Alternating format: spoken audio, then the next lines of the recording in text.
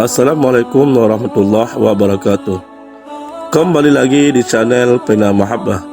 Pada kesempatan kali ini kita akan membahas kisah pendeta Yahudi yang dijadikan sebagai ahli surga. Di antara bangsa Yahudi ada seorang figur yang sangat terkenal dalam sejarah Islam. Bahkan Allah menurunkan ayat untuknya. Dan seseorang saksi dari Bani Israel mengakui kebenaran yang serupa dengan yang tersebut dalam Al-Quran. Lalu dia beriman. Quran Surat Al-Ahqaf. Dia adalah Abdullah bin Salam. Dukungkanlah dakwah kami ini dengan cara like, komen dan berlangganan, serta bagikanlah dakwah kami ini agar bermanfaat bagi yang lainnya. Semoga Allah membalaskan kebaikan anda.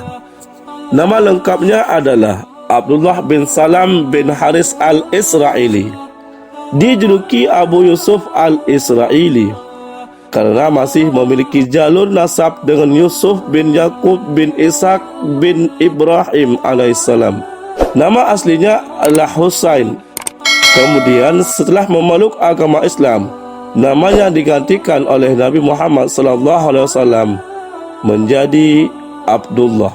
Abdullah bin Salam berasal dari Yahudi kabilah Bani Qainuqa dan kedudukan sebagai pendeta Yahudi. Pada masa itu, Abdullah adalah pendeta yang paling pandai dan terhormat di kota Madinah, sekaligus sekutu kawakilah dari Bani Auf bin Khazraj.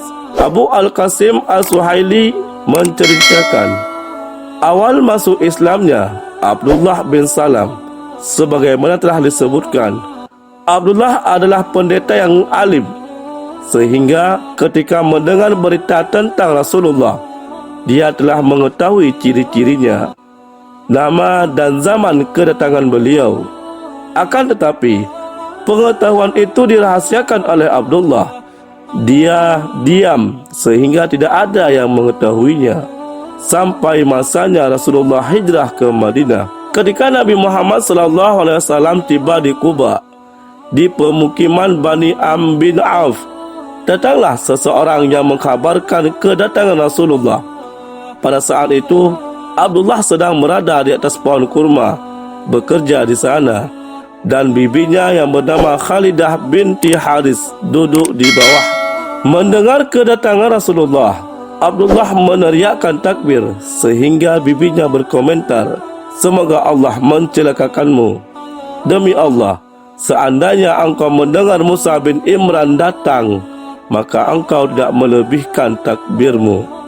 Abdullah lalu menjawab, "Wahai bibi, demi Allah, dia adalah saudara Musa bin Imran dan berada di atas agamanya. Dia diutus dengan membawa agama yang dibawa oleh Nabi Musa alaihissalam." Bibinya berkata, "Wahai keponakanku, apakah dia seorang nabi? Di mana kita telah diberitahu bahwa dia akan terutus tidak lama lagi?" "Benar," jawab Abdullah. Bibinya kembali berkata, "Jika demikian, dialah orangnya." Setelah itu, Abdullah keluar menemui Rasulullah SAW dan menyatakan dirinya masuk Islam. Kemudian kembali ke rumah dan mengajak keluarganya untuk bersama-sama memeluk Islam, dan mereka semua menerima ajakan tersebut. Keislaman Abdullah masih dirahasiakan agar tidak diketahui oleh para Yahudi. Abdullah kembali mendatangi Rasulullah dan mengatakan, "Wahai Rasulullah, sesungguhnya Yahudi adalah kaum pembohong. Aku ingin agar engkau memasukkanku di sebagian rumahmu, menyembunyikanku dari mereka. Kemudian engkau bertanya kepada mereka tentang diriku, sehingga mereka akan memberitahu kepadamu tentang kedudukanku di tengah-tengah mereka. Sebelum mereka mengetahui keislamanmu, sesungguhnya jika mereka mengetahui keislamanku, mereka akan berbohong dan mencela diriku." Kemudian Rasulullah SAW memasukkan Abdullah dalam rumah beliau. Setelah itu, kaum Yahudi diundang masuk ke dalam rumah tersebut, dan Rasul bertanya, "Bagaimanakah Husain bin Salam di tengah-tengah kalian?" Lalu mereka menjawab, "Dia adalah pemimpin kami dan putra dari pemimpin kami.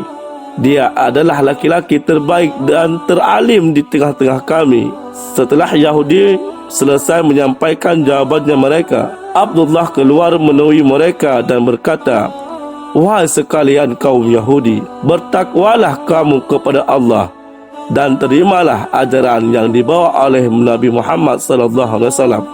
Demi Allah, sesungguhnya kalian mengetahui bahawa Muhammad adalah utusan Allah. Kalian mengetahui tertulis dalam Taurat dengan nama-nama dan ciri-ciri beliau. Aku bersaksi bahawa dia adalah utusan Allah.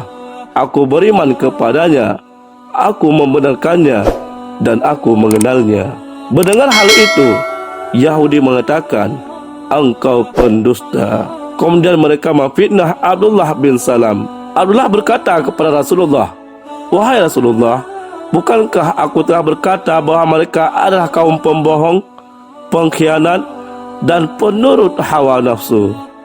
Setelah itu, Abdullah menampakkan keislamannya beserta keluarga dan bibinya, Khalidah bin Haris. Banyak kitab-kitab hadis juga mengisahkan awal pertemuan Abdullah dengan Rasulullah.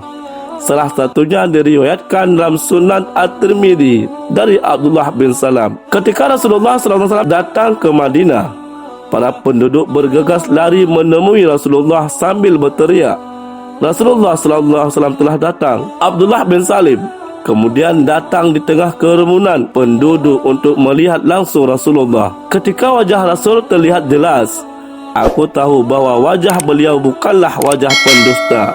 Dan kalimat pertama yang aku dengar dari beliau adalah, "Wahai manusia, tebarkanlah salam dan kedamaian. Berikanlah makan dan salatlah pada saat orang-orang lagi tidur. Maka engkau akan masuk surga dengan selamat." Sebagaimana para pembesar sahabat yang lain, Abdullah bin Salam juga meriwayatkan hadis Rasulullah SAW. Menurut sebuah keterangan, Abdullah meriwayatkan sebanyak 25 hadis. Ibnu Asakir dalam tarikh menjelaskan para perawi yang meriwayatkan hadis dari Abdullah bin Salam. Mereka adalah Abu Hurairah, Anas bin Malik, Abdullah bin Mughaffal Al-Muzanni, Abdullah bin Mughaffal Al-Muzanni, kedua putra Abdullah yaitu Yusuf dan Muhammad, Bishr bin Syaghaf, Atta bin Yasar, Abdullah bin Hazlalah bin Ra'ahib, Zurarrah bin Aufa, Kharasha bin Al-Hur, Qais bin Ubad, Abu Salamah bin Abdurrahman, dan Ubaidillah bin Kunash Al-Ghifari. Salah satu hadis yang diriwayatkan oleh Abdullah bin Salam adalah sabda Rasulullah SAW, "Al-harbu qiddatun," perang adalah siasat. Selain dalam bidang hadis, Abdullah bin Salam juga tercatat pernah mengikuti peperangan bersama pasukan Umar bin Khattab, yaitu dalam perang Jabiyah di wilayah Damaskus dan penaklukan Baitul Maqdis. Keutamaan Abdullah bin Salam bisa dibaca dalam Sahih Bukhari pada bab Manaqib Abdullah bin Salam dan Sahih Muslim pada bab Fadaili Abdullah bin Salam. Salah satunya adalah kesaksian Rasul bahawa Abdullah bin Salim merupakan ahli syurga. Sebagaimana diriwayatkan, Sa'ad bin Abi Waqqas berkata, "Saya tidak pernah mendengar Rasulullah berkata kepada seseorang yang masih hidup bahwasannya ia adalah ahli surga kecuali kepada Abdullah bin Salam." Rasulullah SAW juga pernah menjelaskan mimpi yang dialami Abdullah yang menggambarkan bahawa dia akan berada dalam Islam hingga akhir hayatnya. Abdullah bin Salim meninggal pada tahun 43 Hijriah di Madinah pada masa kepemimpinan Ali bin Abi Thalib. Wallahu a'lam bishawab. Wassalamualaikum warahmatullahi wabarakatuh.